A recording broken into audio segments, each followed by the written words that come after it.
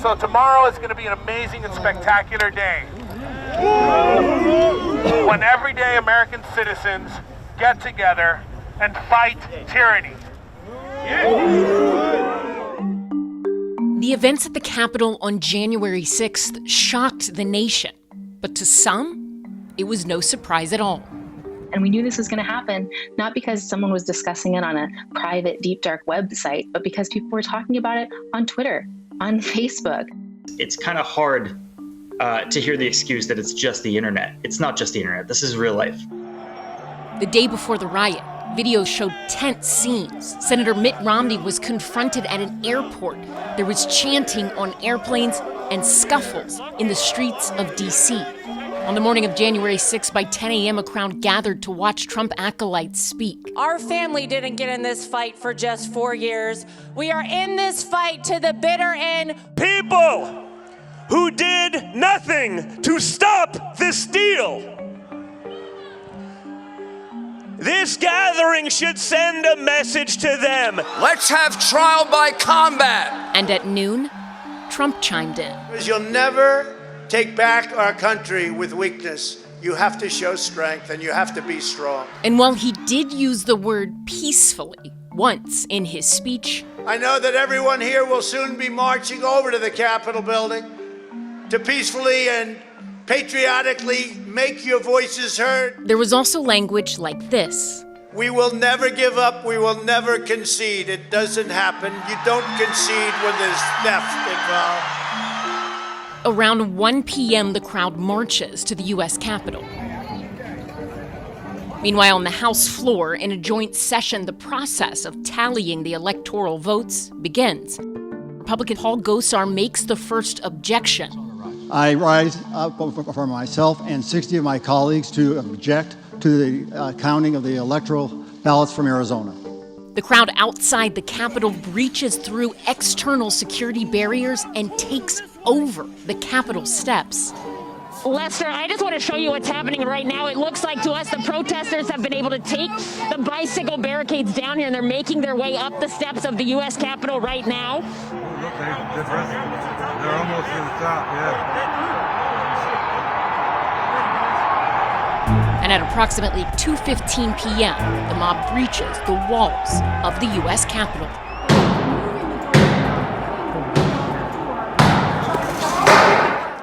Lawmakers are escorted off the House floor. We'll pause. Protesters are in the building. Thank you. Capitol Police Officer Eugene Goodman diverted the mob away from the Senate floor, potentially saving lives. We were just told that there has been tear gas in the rotunda, and we're being instructed to each of us get gas masks that are under our seats. Protesters swarmed the building.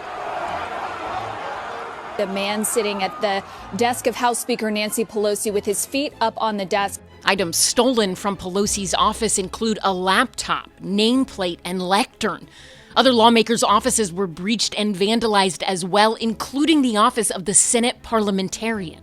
We crouched there, and some of my good colleagues and I began to pray.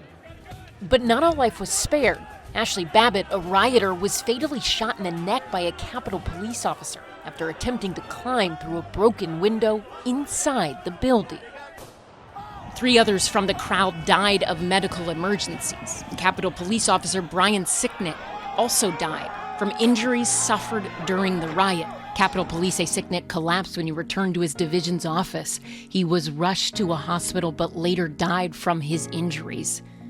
I'm sure many of our viewers have wondered the same thing. Why aren't the police making arrests?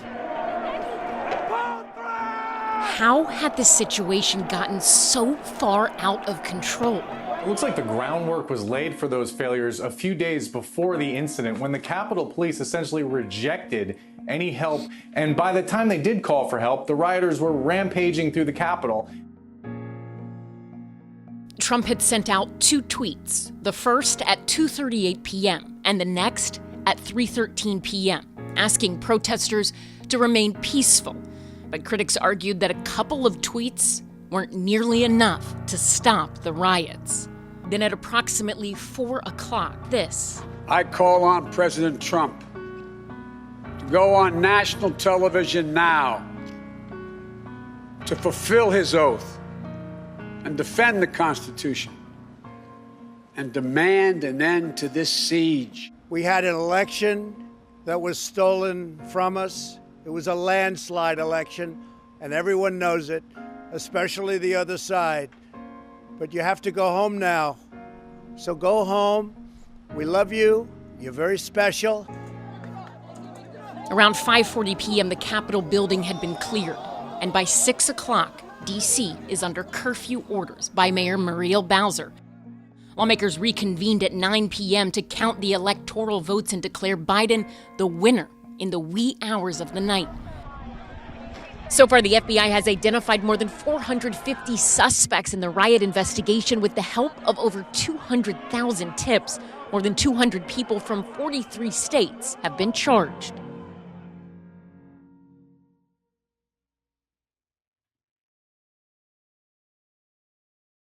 Thanks for watching our YouTube channel. Follow today's top stories and breaking news by downloading the NBC News app.